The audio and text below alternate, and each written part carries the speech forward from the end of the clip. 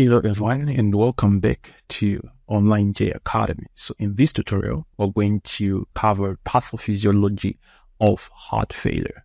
Okay. So in order for you to understand the pathophysiology of heart failure pretty well, let's start by talking about the determinants of heart failure. Okay. So what are the determinants? We have cardiac output and ejection fraction. So these are the two determinants of heart failure. So what is cardiac output?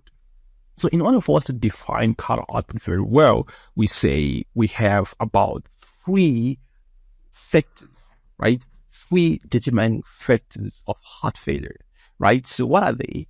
We have preload, which is the amount of blood left in the left ventricle before contraction. Another definition would say maybe it is the degree of stretching of the heart muscles during ventricular diastole, right? So that's preload for you. So if we're to define, right, before I go to the next determining factors, let's just define ejection fraction for a minute. All right. So ejection fraction is defined as the percentage of blood leaving the heart during each contraction. Then the second determining factor is afterload. So afterload is defined as the stress on the ventricular wall during systole. And you can also define it as the ventricular pressure required to inject blood into the aorta or the pulmonary artery, right? So if afterload increases, there is going to be decreased injection time. All right, so the third factor would be contraction, the inotropic effect, ventricular contraction or contractility. Okay, all right, so let's just do a quick recap on the formula for ejection fraction. So ejection fraction is calculated as the stroke volume divided by end diastolic volume. Stroke volume is actually the blood output per heartbeat.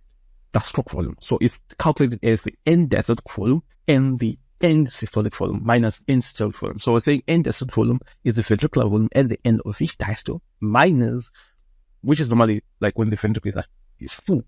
And end systolic volume is ventricular volume after contraction. Normally, we're talking about 65%. So if you say end diastolic volume minus, end systolic volume, that's how you get the stroke volume. So let's do a quick recap on the classification, which is the mechanism, right? Which is the mechanism of reduced cardiac output, right? So remember, it can be divided into, like we did in the introductory video. We said it can be divided into heart failure with reduced ejection fraction and heart failure with preserved ejection fraction. So what happens when we say heart failure with reduced ejection fraction? We're saying there's decreased contractility. So there's reduced contractility, which will lead to systolic ventricular dysfunction, and then we have decrease in left ventricular ejection fraction and decrease in cardiac output, right? And then for heart failure with preserved ejection fraction, and some of the causes of heart failure with reduced ejection fraction are, damaged or loss of sinuses, like in myocardial infarction, CAD, dilated cardiomyopathy, cardiac arrhythmias, high output conditions. And for heart failure with preserved ejection fraction, we're saying we have decrease in ventricular compliancy, right?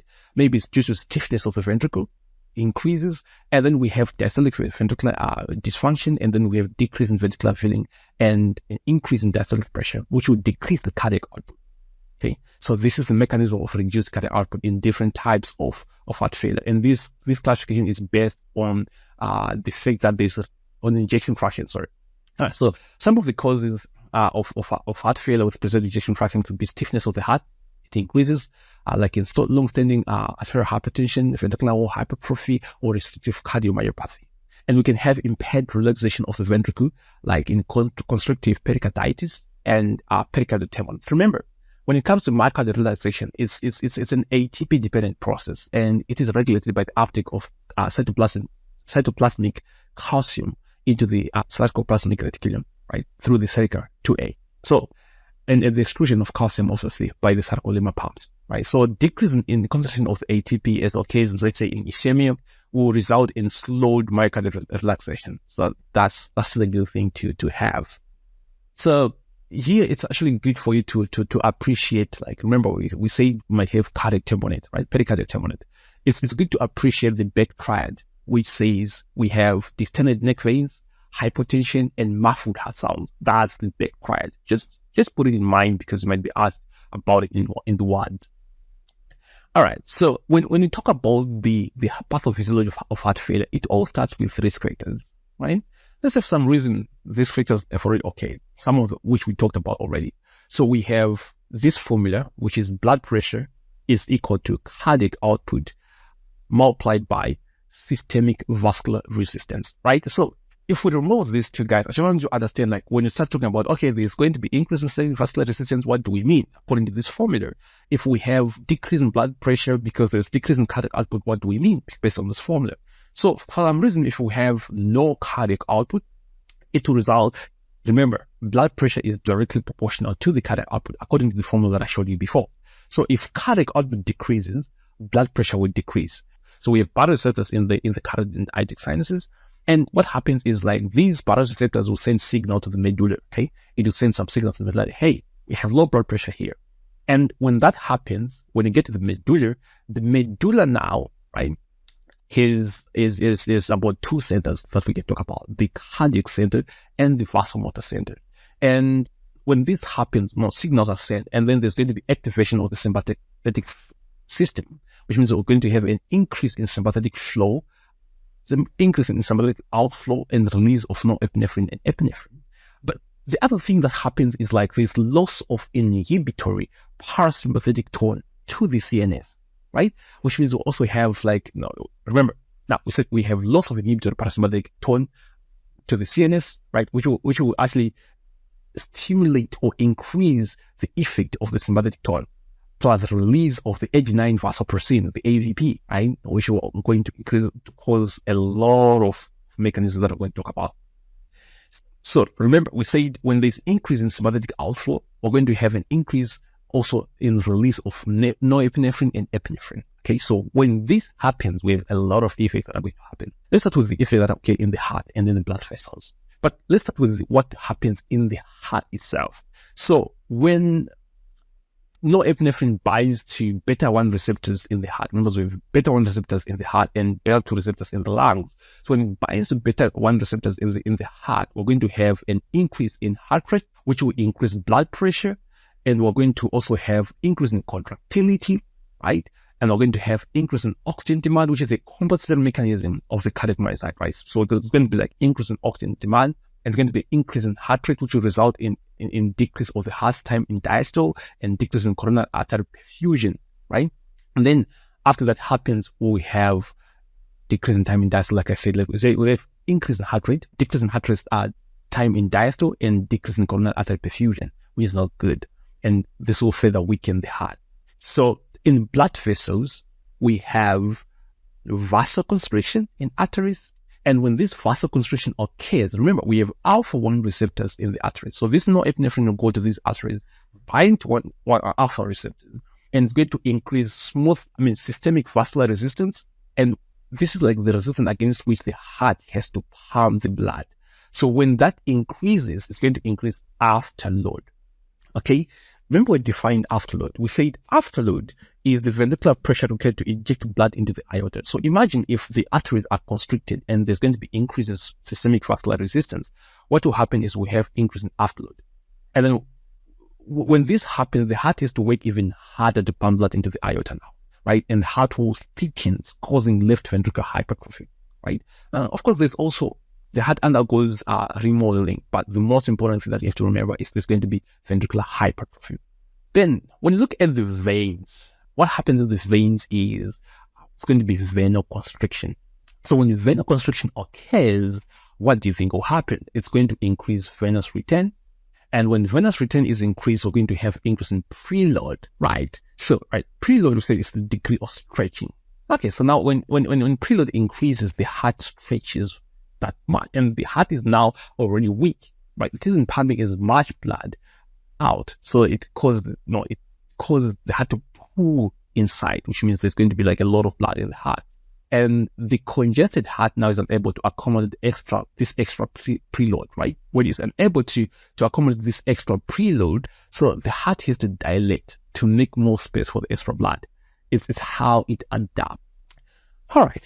So let's move on to the next part. What happens in the kidneys, right? Remember, in the kidneys, we have two mechanisms that can cause the release of renin. But I'm just going to explain the other one, and then the other one, I'll still explain it, right? So what happens in the kidneys is this. norepinephrine goes and binds to those beta-1 receptors on the juxtaglomerular cells, the JG cells, right, and stimulate the JG cells. Then the JG cells will produce renin. Another mechanism, though, could be, remember, we have low cardiac output. And with low cardiac output, we have low blood pressure. With low blood pressure, which means we have decreased organ perfusion. What are some of the organs that we can take a look at? The kidney. So if there's low organ perfusion to the kidney or low renal perfusion, it's going to still activate or stimulate the JG cells to produce renin. So when this renin is produced, this now activates the RAS system, renin, aldosterone, angiotensin system is now activated. So when it's activated, what do we have? Remember, in the liver, we have angiotensinogen, which is going to be produced by the liver. And then when in the kidneys, we're going to have renin, which is going to convert angiotensinogen to angiotensin 1. And then in the lungs, we have the ACE, which is the angiotensin converting enzyme, which is going to convert angiotensin 1 to angiotensin 2. And this is going to have a lot of effects. So some of the effects is going to go to the arteries. So in the arteries, we have angiotensin 2 receptors. So when angiotensin binds to those receptors, we're going to have vasoconstriction. What happens when you have vasoconstriction? We're going to have what? We're going to have increase in systemic vascular resistance. We're going to have increase in afterload. And then after that, we're going to have left ventricular hypertrophy. Okay. So now in the veins, what do we have in the veins there? In the veins, we have AT2 receptors as well. And when AT2 binds to those receptors, it's going to cause venoconstriction, right? And when this happens, we're going to have increase in venous return, increase in preload, and then we're going to have left ventricular dilatation. And on the other hand, we also have AT2 receptors in the posterior pituitary gland. Now, here we're going to have increase in production of the ADH, or also known as the vasopressin, right? So when this vasopressin is formed, right, with the antidiuretic hormone, when this vasopressin is produced, it's going to produce in excess. So it goes, we have two kind of receptors of vasopressin. We have the what we call the vasopressin 1 receptors found in the vessels, and when the vasopressin goes and binds to those V1 receptors, it causes an increase in blood pressure, increase in systemic vascular resistance, increase in afterload, and left ventricular hypertrophy. But also have other kind of receptors, the V2 receptors. And these V2 receptors in the kidneys. So now we have what you call the aquaporins, just to remember them, right? So what happens when the vasopressin binds to these receptors, to V2 receptors, right? It causes, there's going to be an increase in water reabsorption, which means we're going to have high blood volume, which is not really good, okay? So what else happens in this pathophysiology, right? So when you take a look at the kidneys as well, we also have the AT2 receptors in the efferent artery, and we also have them in the adrenal cortex. So let's just dissect these a little bit. So when you dissect these, we will have our glomerulus right here. So we have AT2 receptors on the efferent arteriole, right? And when the AT2 binds on these AT2 receptors, what's going to happen is we're going to have increase in glomerular pressure. Why? Because now blood cannot leave the glomerulus pretty well, so it's now trapped, right? So when it's now trapped in there, like I said, there's less blood that can leave the glomerulus. It's now trapped. So it increases glomerular blood pressure, increase GFR, right? Increase proteinuria. And then to adapt, the basement membrane, the glomerular basement membrane will thicken. That's how it adapts. Like the same way the heart thickens when you want to actually pump blood out is the same way that happens here. It's trying to keep up with the pace. And in the adrenal cortex now, we have increase in aldosterone production. So AT2 receptors in the adrenal cortex, the AT2 binds, increase in aldosterone, and then we have less excretion of sodium and water into the urine. So when this happens, we're going to have increased sodium and water retention, which is going to increase the blood volume and also going to increase the preload. Remember, when preload increases, what happens to the heart? It dilates in order to accommodate more blood that is coming in.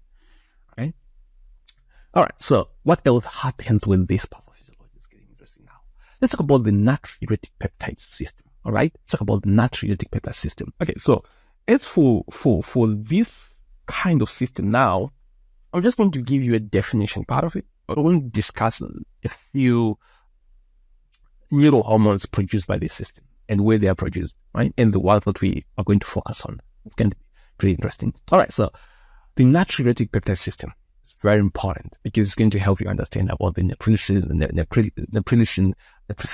inhibitors, those drugs that inhibit, that actually going to inhibit this other enzyme that breaks down the BNP too. So it's going to be really interesting, right? Okay, so the NP system, we have 3 neurohormones. So when you talk about this system, it's composed of neurohormones synthesized by the heart, the brain, and other organs, right? And what are they? We have the ANP, or the atrial natriuretic peptide hormone. We have the BNP, or the brain natriuretic peptide hormone, and we have the C-type natriuretic peptide hormone. I'm just going to focus on the first 2. Those are the most important ones, the first 2, the ANP and the BNP. So you can say ABC, you have all the 3 neurohormones that you might want to think of. So the CNP is produced by the brain initially, so they say, but it's also produced by the endothelium of the blood vessels. All right, and then we have the BNP, which is produced by the ventricles of the heart.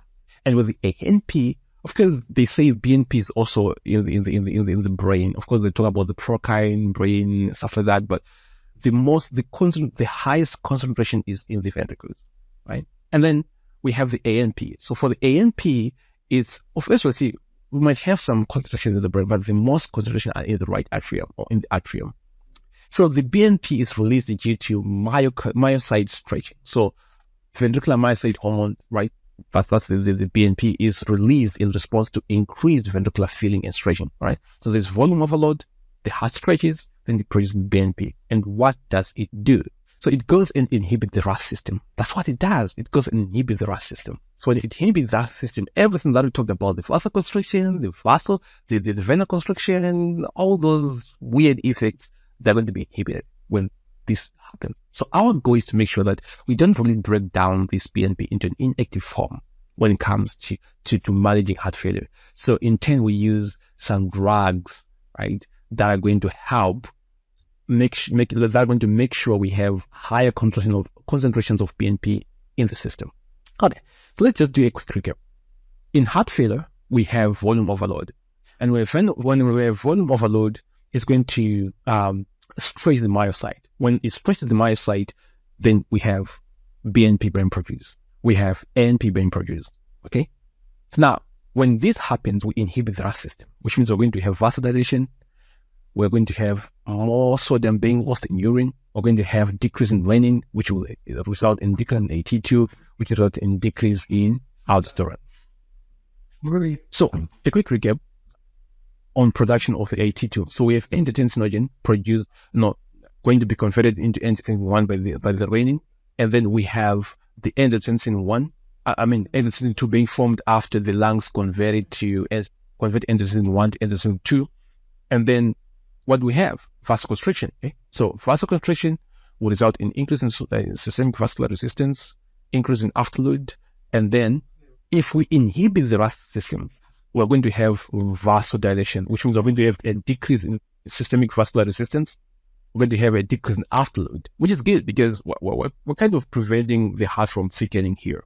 Because if there's going to be an increase in smooth vascular resistance, increase in afterload, the heart is going to thicken. And when the heart thickens, it's going to cause left ventricular hypertrophy because it's trying to adapt. Right.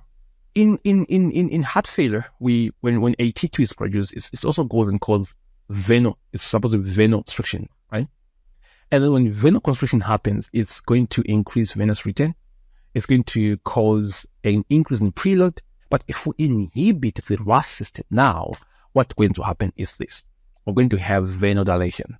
And we're going to have decrease in venous return, right? That's 1. 2, we're going to have a decrease in preload, which means we're not going to have left ventricular dilatation, because when we have increase in preload, increase in venous return, the heart is going to try to accommodate the blood that is coming in. So it stretches, then it becomes even more weaker, which is not good.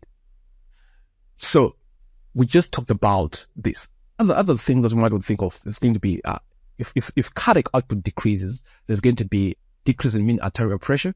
And then when mean arterial pressure decreases, there's going to be decreased perfusion to organs, which might result in cardiogenic shock, which we remember the cardiac output is extremely low.